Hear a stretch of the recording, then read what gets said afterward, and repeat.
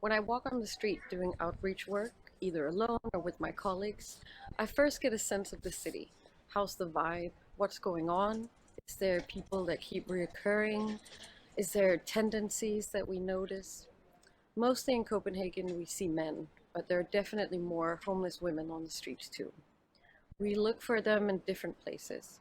In parks, in side streets, we find them sleeping in skate ramps, also in public places like libraries or museums or some cafes even. When I observe the homeless woman, I look at her appearance, what she's wearing, how her shoes are they torn and worn? But I also look at her mental state. Is she speaking to herself? Does she seem tormented? I also look at her personal hygiene. On this matter, it can be trickier with homeless women than men. Homeless women tend to keep themselves and pamper themselves, even though they live on the street. Basically, you could say I look at the woman's survival strategies. How is she handling her basic needs? Does she have enough clothes on for the weather? Does she look like she's been outside a lot, like her skin is affected by it? Look at her hands. Are they worn, torn? I look at what she's carrying. Maybe she's carrying nothing, looking purposeless, and maybe she's carrying around a lot of stuff, like a sleeping bag, blankets, or old raggedy clothes.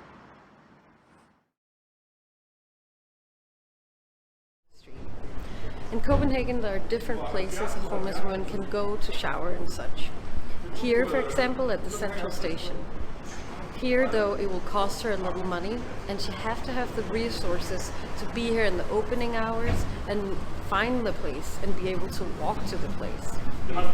And still, having a good personal hygiene could still mean that the woman is sleeping on the street. So you have to be aware of that when you observe her. There is a stereotype to how a homeless woman looks. That she's raggedy with worn clothes, that she has greasy hair and maybe dragging a trolley or a shopping cart with bottles and bags. Sometimes that stereotype can be true. Once I specifically met a woman here at the central station. She had greasy hair, torn skin, she had like little hair sticking out of her chin. She looked sad and lonely and lost. She was dragging her feet with her, and she wasn't carrying anything, not even a purse, which made me wonder. I carefully walked up to her, trying and making eye contact, and I asked her if she was okay because she looked lost. She told me that her family had stolen everything from her, and that she had nothing and she was sleeping on the street. She also told me that she didn't need any help, and then she walked away. That happens a lot during outreach work with homeless people. But I tried making contact and that I'm rejected and that they say no or walk away. But sometimes that no and being rejected could actually mean that these people are in our target group and we should be even more aware of them. It can be hard on a day-to-day basis to be rejected like that, but it is a part of it, and it is a part of being aware that these people need help. You gotta be in it for the long haul sometimes. I still look for the woman at the central station, hoping that one day she will take my help and not reject me. But like I said, they're not all stereotypically looking. Sometimes it's just about having seen her at the same spot many, many times, at the same bench or cafe, and I start to wonder, why is she always here? Does she have a place to go?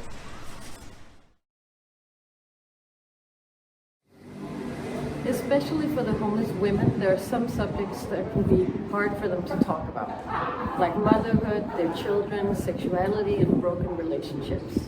These are subjects that I've noticed are definitely important to talk about, but I tend to steer clear of them at making the first contact, the second, the third, because it's subjects that can cause emotional traumas and are just hard to talk about. So I always wait to go into those subjects. When I meet a homeless woman, first I will observe her to find out if and when I can make contact. When I see her, her body language might be closed off. She might be wearing something over her head, her shoulders might be up, making her whole body look tight and closed. She might be hiding her hands in a way that makes me think that I shouldn't contact her right away. But if I assess that the time is right, I'll try. Sometimes though, they hang out in places that to them are private spaces. That could be a place like this, where they come to eat. Could also be libraries or churches. If they're sitting here, eating, having a private moment, or in a church or library, I'll wait. Also, I'll try not to humiliate her when making contact. If there's a lot of people around, I'll wait.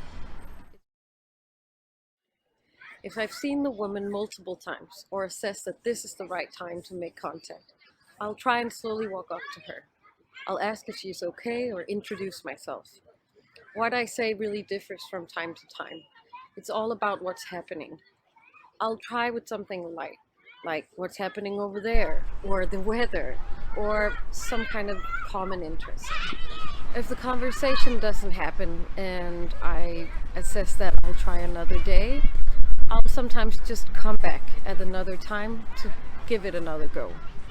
If she does want to talk to me though, I'll listen to what she says.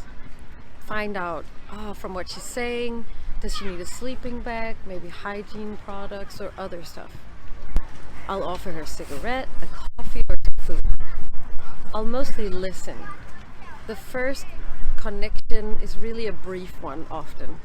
I'll try to just listen to her thoughts and her needs. If she says that she needs a sleeping bag or something and the conversation leads me to think that she could use one, I'll offer her a sleeping bag. The same goes for hygiene products or another little thing. I'll really try to just make that connection and just listen and be there. Of course, doing outreach work, you really want to see a change in the homeless woman who obviously needs help. But it's all about patience and making a tiny connection at first. You also have to know where she can go to sleep at night, where the different shelters are, where she can go for economical help, for psychiatric help, what partners you can call if she needs any form of help, really. But the first contact is really about making a tiny connection and making it brief. Most of the men and women we meet doing outreach work are homeless people who have been in and out the health care and social system many times around. They have bad experiences and might not want to meet another social worker. So you really just have to be there and be patient.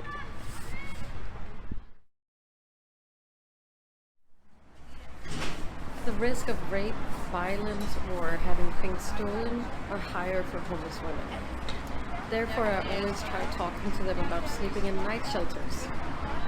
Some homeless women do prefer that, but a lot of them, though, find them to be chaotic, noisy, and filled with conflict. This because Copenhagen doesn't have a lot of night shelters, and only one woman-specific night shelter. So here they meet people that they share ex-partners with, that they have conflict with, and because of this, they might choose to sleep on the streets. Most of the homeless women I meet find that the shelters are filled with mentally ill women or weirdos and crazies. And they tell me that they're not a part of that group, that they don't belong there, and then they don't want to go there. One of the women-specific shelters, night shelters, Café Clara, it has been threatened with closures many times, late as last year. To me and my colleagues working with and meeting the women living on the street, that is just so weird and just awful that they're threatened with closure.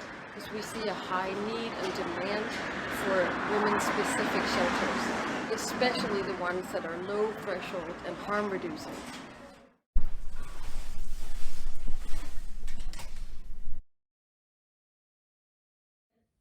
Sleeping in the streets of Copenhagen has become increasingly harder for homeless men and women. This because dark design in the city has made it harder to find a place to sleep and find rest. For instance, there has been put handles on the benches so you can't lay down completely. The grates on the streets where warm air comes up from the stores has been tilted up so you can't lay down there anymore. At the stations, they play really loud music, so you just really can't find any tranquility or rest there. And they even closed some stations for a part of the time at night, so you can't sleep there anymore.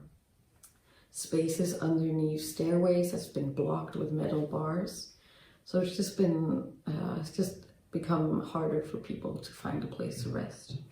A few years ago, a colleague of mine found an elderly, around 60-year-old, shy, petite woman.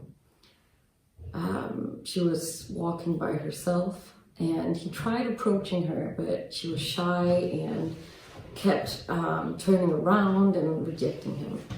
He tried to map her routes, but they were chaotic, and he couldn't really find any pattern in them.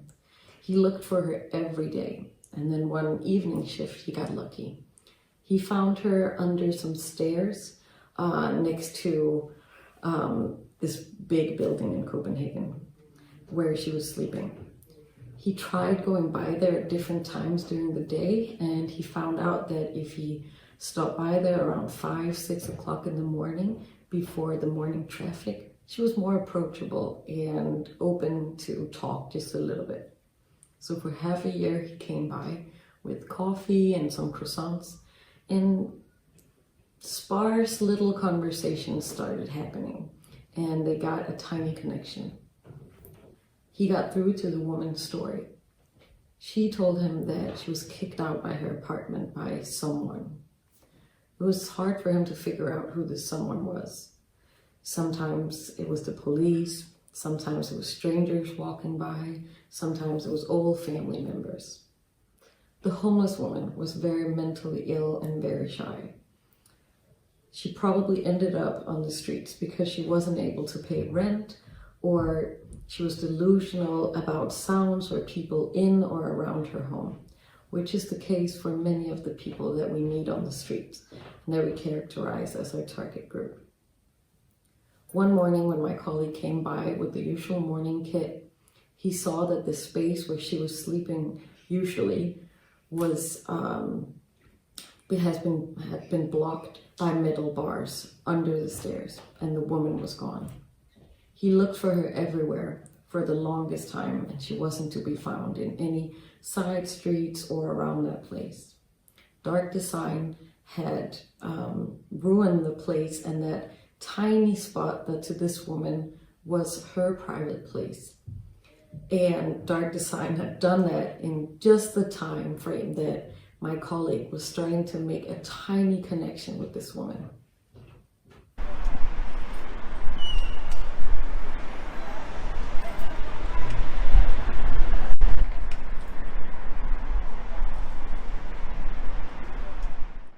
Dark design makes it harder for people to find that little intimate space that they make their own. For the people we work with that we meet on the streets, finding that special little spot that meets just the basics of your needs are so important to them. And dark design makes that even harder.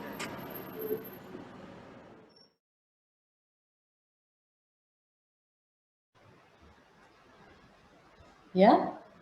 So now you've gotten a little glimpse of our